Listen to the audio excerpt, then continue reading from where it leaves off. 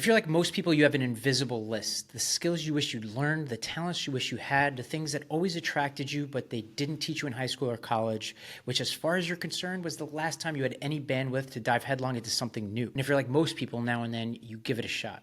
You download Duolingo on your phone or even hire a human being and swear to yourself that you'll be fluent in Spanish by the time you go to Mexico City. You start taking salsa lessons, but sooner or later you get busy again and you start canceling the salsa lessons one by one. The Duolingo owl icon gets shaggy and mournful on your phone screen because you haven't opened it in weeks, and then before you know it, you're in a bar in Mexico City, unable to order anything but beer because you know that word, gazing at the man or woman of your dreams, when some suave expat walks up and then, in flawless Spanish, asks them to dance. And there you sit alone, deservedly so. The older we get, and the more responsibilities to others grow, the more we accumulate those disappointments. Or really, let's call them what they are. They're failures. And the more these failures accumulate, the more they fester and multiply, and the world around us begins to populate with reminders of the things you wanted to do but never followed through on. And there's a hit TV show that's frustratingly close to the script you never finished. You hear a song on the radio that you could have learned to play if you hadn't stopped playing the guitar in the 10th grade. A friend may invite you to go scuba diving, but you pass because you never actually got it together to learn and you don't want to slow them down. And it's easy for us to tell ourselves that these things don't matter. They're just hobbies after all, and growing up means letting go of hobbies. They're not your job, your family, your kids. They're not the thing that really counts. And to take away from those commitments to go swim around underwater and look at fish, that's not just trivial, that's just selfish. But I'm here to give you some good news. You're wrong. What we call hobbies are every bit as central to who we are as the so-called serious pursuits.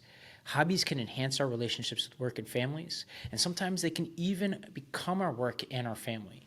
Hobbies are the way kids discover their passions, and the same can be said for adults. They also become the backbone of strong relationships, both romantic and platonic.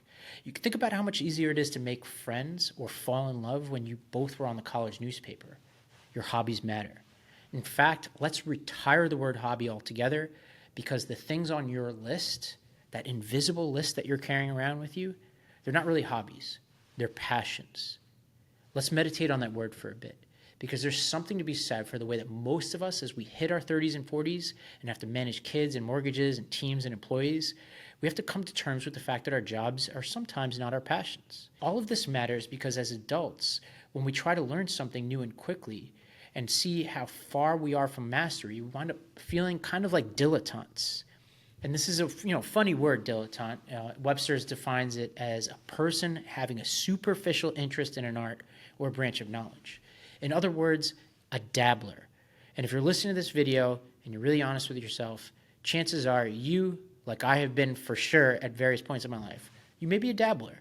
Someone who takes a few surf lessons on vacation or a salsa lesson just for fun, but who never really commits to work on truly learning something and mastering it. Sure, when someone asks you, do you surf?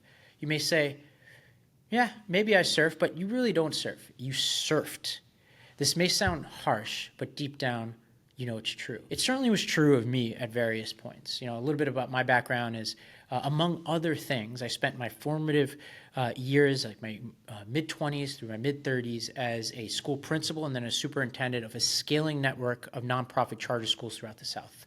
And I threw myself into every aspect of this work where I served underserved kids and really obsessed about how I could get them to learn as much as possible, but I neglected my own learning.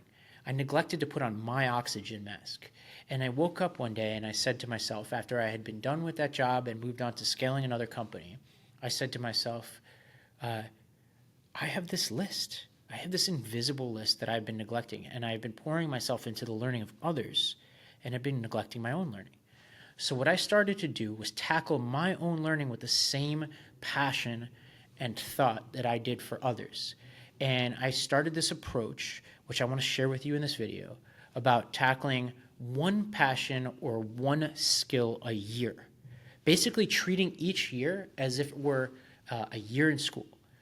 And what I did was, every year I picked a new thing off of my list. Year 1 was powerlifting, year 2 was screenwriting, year 3 was surfing, year 4 was tennis, year 5 was novel writing, year 6 was biochemistry. And each year I set a finite goal for the end of the year. So for powerlifting, it was entering a competition. Screenwriting, it was finishing a screenplay. Surfing, it was riding a barrel. Tennis, it was beating a friend of mine who'd been playing since high school. Novel writing, it was finishing the manuscript, right? I had these finite goals, and I worked that year to achieve them with whatever free time and resources I could muster responsibly. And let me tell you a little bit about these years because I think it may be instructive. Now, these are my years, right? They're my passions that reflect various points in my life when I had different resources, time, and interests. And what you'll find is as you create your list, you're going to have things that require a lot of resources and a lot of time. And those are going to be for the years where maybe when your kids go off to college or you're between jobs or you happen to save a lot of money or have extra time. And then there are going to be other things that are lower resource, right? And I'm going to try to point out as I go through my list which each of these were. My first year was actually powerlifting. And I picked powerlifting in my first year, which is really just, it's kind of a fancy way of just saying I was lifting weights. But I picked powerlifting because I had neglected my own health and wellness throughout a lot of the work that I was doing. And I was, honestly, I was overweight. I was unhealthy. People were asking me if I was okay. And I have some immigrant relatives. My dad's from India, who is a little bit more blunt with these things, and basically was like, "You're kind of getting fat," he would say. And so I was like, "Okay, I need to do something about this." So I started lifting weights and really watching what I ate. And as I said, I set this goal, which was to enter a powerlifting competition at the end of my powerlifting year. And I found a local CrossFit style gym and a powerlifting gym in my neighborhood. I got somebody to teach me to do all the different lifts. And throughout that year, I really pushed myself to do the kinds of lifts that were going to be in the competition, squats, deadlifts, things like this. And it had the added benefit of being the kind of thing that helps you age better, right? There's this thing called sarcopenia, which is age-related muscle decline. And I wanted to pick something that was actually going to help me age better, which is actually a criteria I use for a lot of my different years, is that it's either something that can help me age better or something like my riding or surfing or tennis that you could just do later into life than things like basketball, for instance, that I did as a kid. And so I built muscle. I started feeling better about myself. I was eating better. I was making new friends who were really healthy. And about midway through the year, I went to a camp in Tennessee called Power Monkey Camp, which has gymnasts and CrossFitters and just average people. There was even a woman in the program who was 80-something years old who was there with her daughter, and then so it would be somebody like that, and then there would be somebody who's like an Olympian, right? All in the same camp together, average folks to really elite people. And they inspired me. I learned even more during this, and I made new friends. And the person who runs the camp, this woman named Sadie Durante, became a close friend of mine. And over the years since that powerlifting year, she and I have created a company called Squadra Health, which is a community of people that's now over 80 people who we design lifting for them, different workout programs. We have different habits like how to track food and how to do sleep right, meditation, etc., biomarkers, right? We basically have created a program based on this first year I had, and now I've shared it with my friends, and we all do it together. And so out of this 1 year came this beautiful thing. It's a thriving company. And then I entered that competition. I didn't win that first year, but a couple years later, I won the deadlift competition at the very same lifting competition with a deadlift of over 500 pounds. And my dad was there. He was super proud of me, and he was actually shocked because he didn't know this part of my life. And I got that all from that one first year. And in the second year, I decided to tackle something very different. That year I said, okay, what's something on my list that's been really nagging at me that I really I've tried to do, but I haven't been able to do yet. I haven't been able to finish. And it had to do with how I grew up. I grew up in Staten Island, New York, in a particular time and place in the 90s, and I had this idea for a story, a fictional story based on my childhood. And I always wanted to write it. And I said, okay, this is the year I'm going to write it. But I said, you know what, I'm not quite ready to write a novel.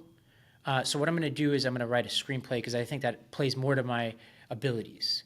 So I started the year I had some extra time off in the winter, and I went away for 2 weeks with a friend of mine who also was writing something, and we both decided, okay, we're each going to finish a draft of our screenplays. And we did that. We finished our drafts, and the way we finished, I think, is really important because, and this is going to be a common theme of a lot of years, which is learning by doing. Right. One way to learn how to write a screenplay is to read all the books about screenwriting and watch a bunch of YouTube videos. Right. You could, read Save the Cat and the Hollywood Standard and all this kind of stuff. But what you're really doing is procrastinating.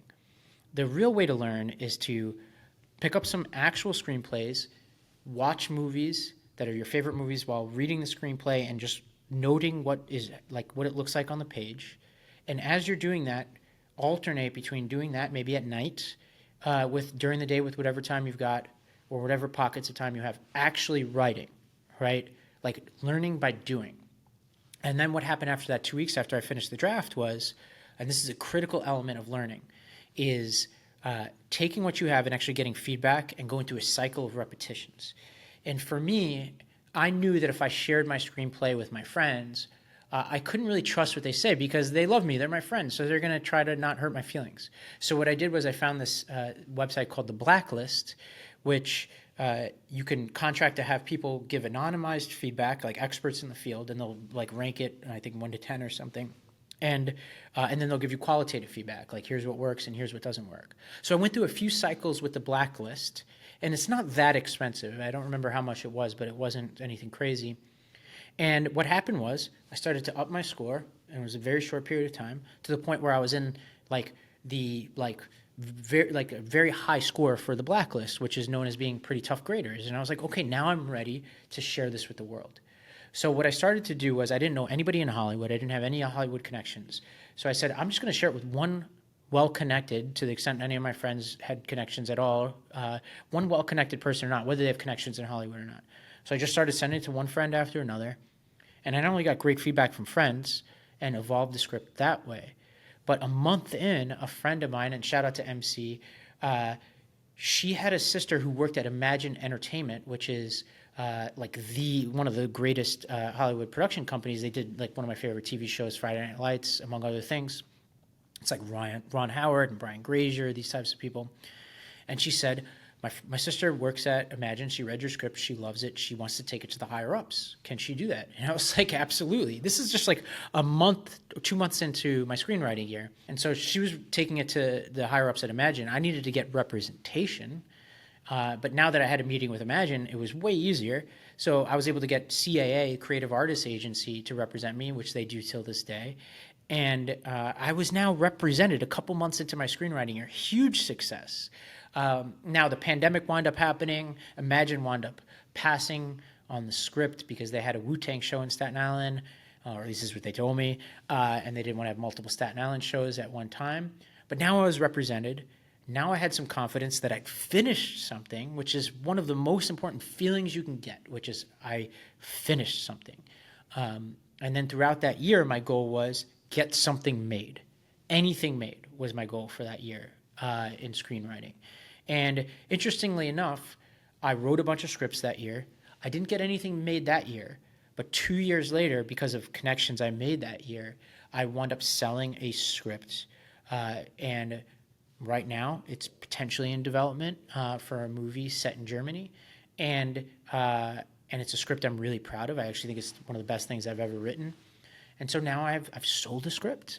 That was my second year, right? In my third year, I decided to do something that, and there are different categories of things on your list, right? So my screenwriting year didn't really cost a lot of money. And actually, although there was that 2 week period where I kind of isolated myself to try to write the script, it wasn't a very cost intensive and certainly not as time intensive as other years.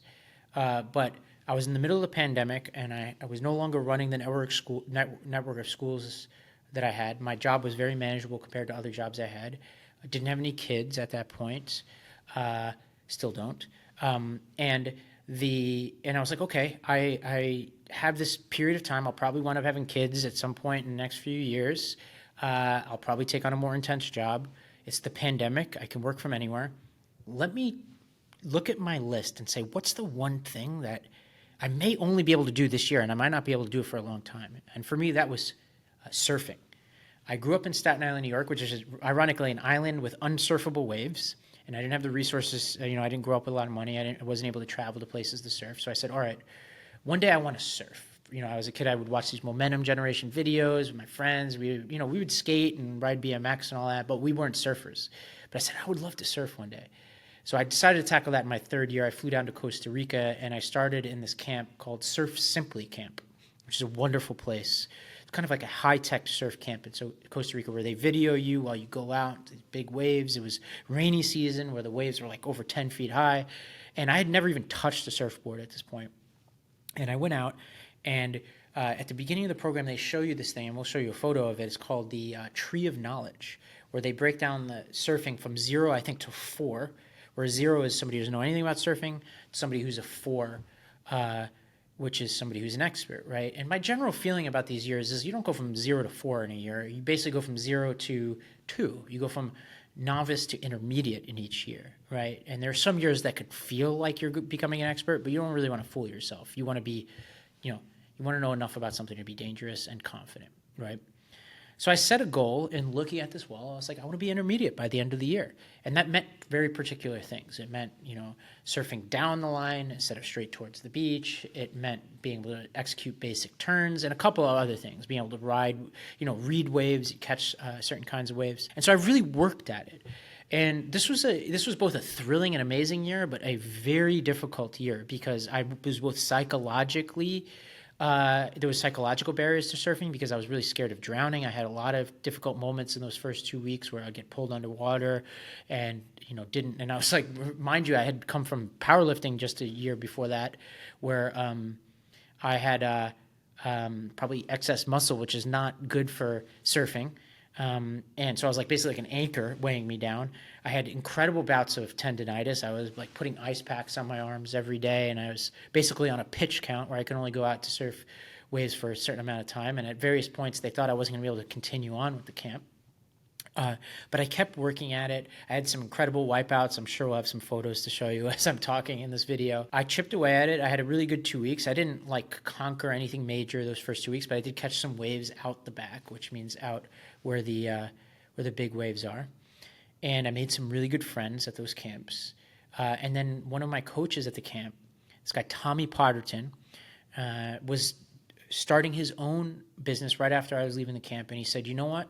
I would love to take you on as an experiment. I would love to, if you're sticking around town, which I was because it was the pandemic and I really didn't have anywhere else to go, I'm going to film you as you go out. If you go out in this one section of beach, we have somebody who's always got a camera. We're going to film you, and I'm going to give you feedback on your waves.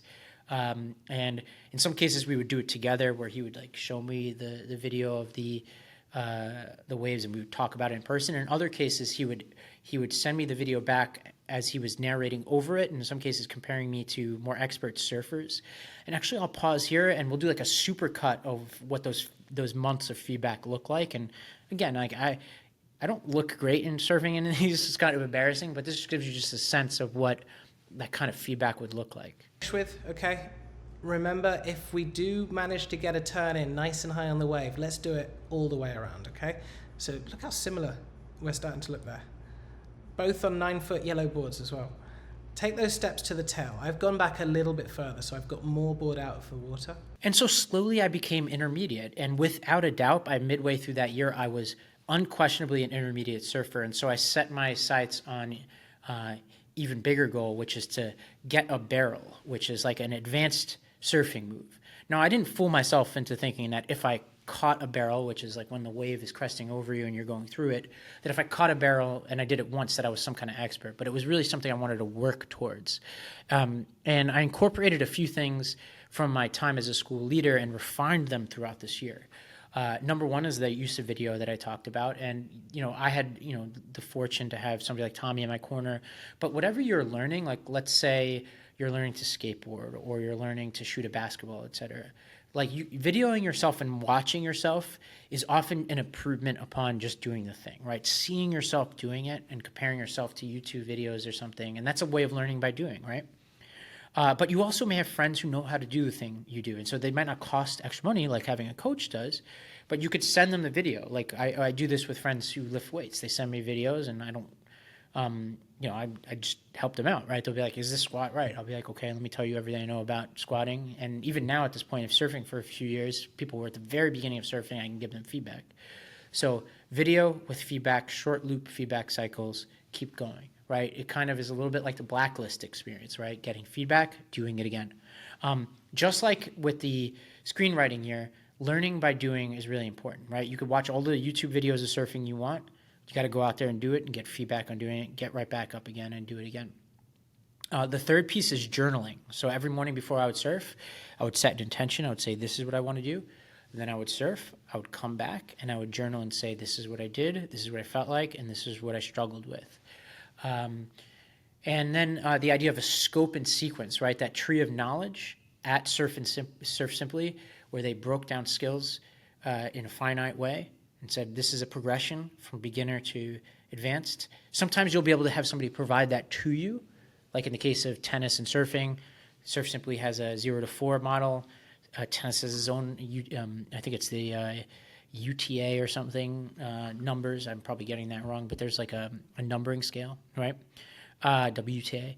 But sometimes you have to create it yourself, right? Like in my screenwriting years, novel writing years, you have to create your own scope and sequence.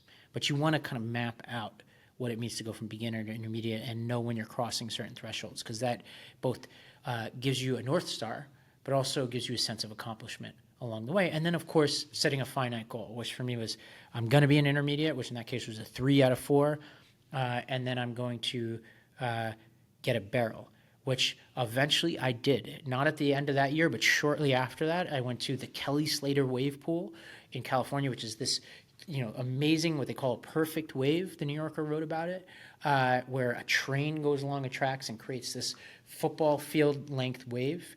And I caught the wave multiple times. I've now done it a few times.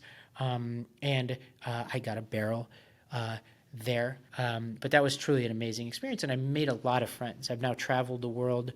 I've been to Sri Lanka, Barbados, Costa Rica, all over New York, California, surfing and making friends. And it's also a great sport because you could do it late in life. There are a lot of people out there surfing 70, 80 years old in the various breaks I go to, but you're also out in nature without your phone. So that has a lot to go for it. After my surfing, at the end of my surfing year, I was out surfing in a break in Costa Rica, and there's this guy who I always saw in the water. I didn't know him very well, but we were the only two people out. It was really early one morning, and I was right at the end of the year, and I was starting to think about my next year, and we just struck up a conversation, and I was telling him about my dilemma, and I was like, I think I want to do tennis. And he was like, well, interestingly enough, I'm a former professional tennis player, and I'm the Davis Cup coach of Costa Rica. It's a guy named Enrique Naranjo. And he said, I have never taught a novice before. This would be a great experiment. Why don't I teach you? And so what we did was we took about a 2-week to 3-week period where for a couple hours a day, either before or after work, he and I would work together, and we'll show some of this video as we go of where he's just drilling me on stuff. And I look horrible in these videos again, but I'm just showing them to show you like the progression of what this looks like. At one point, he had a hula hoop out where I had to hold the hula hoop and hit so that I learned to give myself distance. There was this contraption he put on my feet so that I would learn to get low to the ground. He had me running around like crazy, and I slowly learned. Right, and I used all the same skills, learning by doing, getting feedback. I took a lot of video and sent it to my friends. I journaled a lot during this period of time, and I used the learning by doing by supplementing it with things like YouTube and things like that. But it wasn't YouTube then playing tennis. It was playing tennis, learning what I didn't know, and then going to places like YouTube and saying, okay, I'm struggling with my backhand, and I now know what it looks like. Let me watch somebody else doing it right before I go up and do it myself, right? And my goal for that year was to merely be able to take a set off of a given friend of mine, I won't name him on this video, who'd been playing since high school. And then by the end of the year, I was able to do that. Now, he still beats me almost every single time, but I was able to take a set off of him. I also, after that, set this goal, which was there was another friend of mine who'd been playing since he was a kid, and we invited all of our friends, and we created this big competition where whoever the loser was would have to get a tattoo. And I played him. I lost, but I hung with him.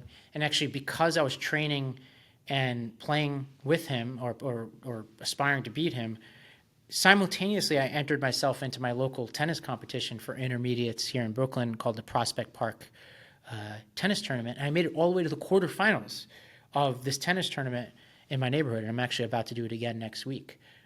So that was a big win, my tennis year. And now the other benefit of that year was I was able to do something that my friends also do. It was like a pro-social skill. So I picked something that actually brought me closer to the people in my life. And so now when my friends go out and play tennis, I'm able to play with them. It's also, again, there's all this data around people who play racket sports living longer into life. It is very age-appropriate sports. I actually largely have stopped playing basketball because of the injury risk, and I have replaced it with tennis. And it also is something that helps you age better. After my tennis year was probably the most difficult year I have ever had in terms of the one skill a year, which is novel writing, right? So I had written this screenplay. I never sold the screenplay, the one that was about my experience in Staten Island. I sold a different screenplay.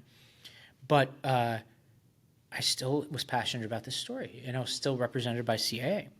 So I said to myself, okay, I'm going to tackle something that's a little scary to me, which is writing a novel. And I didn't have a lot of experience writing fiction except for that screenwriting year. I wasn't an English major or anything like that. And, when you're writing a screenplay, it's one thing to it played more to my strength, which is dialogue, pacing, setting.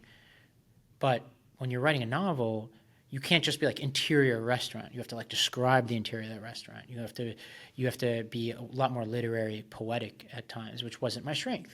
But I tackled the year just like I did other years, which is I learned by doing. I took a stack of the book. Instead of reading books about writing, I reread my favorite books and dissected them, saying, well, what makes these books work? Like my favorite books are books like City of Thieves and Cavalier and Clay and Ton of French. And as I was reading and dissecting these, I immediately was like, all right, I'm going to start the year just putting words on the paper. And I did that, and it was a slog. At various points in the year, I was truly despondent. I wasn't confident about the words I put on the page. And just like in my screenwriting year, at various points, I would stop and I would find expert help, whether it was friends of mine who'd written novels before or friends of mine who loved to read novels, or in certain cases, I would go on sites like Upwork, and I would find people who are paid experts who at reasonable prices to just read a chapter here, a chapter there, so I can get somebody who doesn't know me anything to give me objective feedback on what I was doing. And I was able to refine the book along the way. And through fits and starts, I made a lot of progress. But then I hit a rut at the end of the summer, early fall of that year. So basically towards like the 2/3 mark, where I was really struggling to get going. I would wake up early and I would just stare at the screen, or I would write words and I would delete them. I was really suffering from a crisis of confidence. And it was probably wrapped up in, like, I was probably getting some harsh feedback at various points, and it really hits you to the gut. But what I did was I did two things. One was I worked with a friend of mine, and we went on this website called StickK, which allows you to set a goal, which for me was to finish the novel by the end of the year, and have a penalty for not finishing it, which in my case, I'm a Buffalo Bills fan, so we set it so that I would have to donate to, I think, the Patrick Mahomes Foundation. So I had that stick, right? Now, I also had this commitment that I made to myself that I would finish by the end of the year. So I would finish the manuscript by the end of the year. And now I was a finisher. Because of these prior years, because I had success finishing my screenplay, because I had success hitting my other goals in the other years, I said to myself, you know what? I finished things. And so I hunkered down, and we'll post this for the video, but you could see my journal from early November to early December. In like a roughly 1 month period, I went from something like 40,000 words to 70,000 words, which was near the word count of my book. I just literally would wake up every morning early in the morning, and it would just pour out of me because I had this looming deadline for the end of the year. This is the power of 1 year, right? And I finished. Now, in a bit of a down moment, the sort of agent at CAA who really believed in my project, I sent her, and she had been kind of giving me feedback along the way too. Shout out to Alex. I sent her the manuscript, and I got an out of office message, and she had left CAA. So she was no longer there, which was like, kind of a hit to the gut. And so I was kind of like without, I was still represented by the agency, but I had lost this critical relationship. So I had to kind of pick myself up, and I did. And throughout the next few months, it was kind of bled into the next year. I wound up finding a publisher who wanted to publish my book, and it's coming out in March 2025, which is really exciting. So I have this book that's going to be out in the world because of that year, which is really beautiful. Now, the year after that, after the novel writing year, which is the year I'm in the middle of, is my biochemistry year. And essentially, I hadn't taken a science class since college and really hadn't dabbled in science since college. But I picked biochemistry, and really is my way of saying like revisiting all the sciences, because I wanted to train my brain. There are other reasons, but among them was I wanted to train my brain almost like you train for an ultra marathon, right? And all these other things I did were for my body, right? It was like I'm going to do tennis, I'm going to do surfing, powerlifting, right? But I really wasn't training my mind. One could say the writing I did was training my mind, but I really wanted to do something where I flexed my neurons in a way, which is a weird phrase. And so what I did was I picked a concrete goal, which was I would take the MCAT. And the MCAT is a 7.5-hour-long test that has biochemistry, general chemistry, organic chemistry, biology, psychology, sociology, and critical reading. And it's 7.5 hours. And I said to myself, this is an incredible test of mental endurance, the ability to concentrate, and the breadth of a lot of subjects. And it's a finite thing where I can circle it on the calendar and say, I must learn all these things. I'm not going to be dabbling on Khan Academy and YouTube videos, et cetera. I'm going to have the time pressure of an actual test and an actual score. For the first 6 months of this year, I learned all these sciences. In certain cases, relearned them because some of them I learned back in college and high school.